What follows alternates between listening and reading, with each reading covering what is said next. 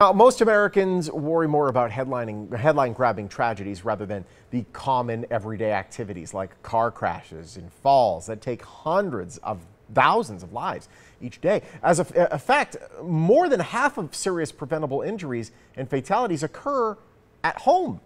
President and CEO of the National Safety Council, Deborah A.P. Hersman, shows us how safe Nevada is and what we could be doing to improve. I'm here to tell you about the National Safety Council's first ever State of Safety report. We took the opportunity to look at preventable deaths all across the nation and how states are doing at protecting their residents, because we've seen preventable deaths increase by 27% since 1992. So we know that states can do a lot better job protecting people where they live, where they work, and how they travel. Nevada received an overall grade of a D, so that's not good news, but they were ranked 33rd in the nation.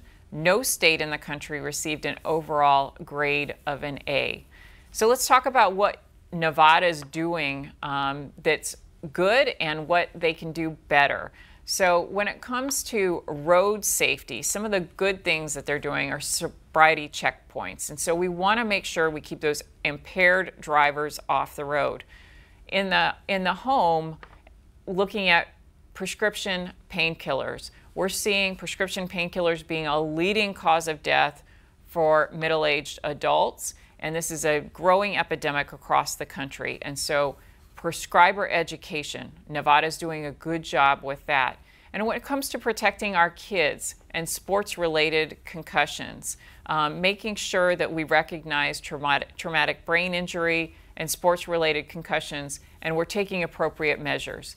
Great job for Nevada taking care of those issues. Where you can improve is child passenger safety in cars.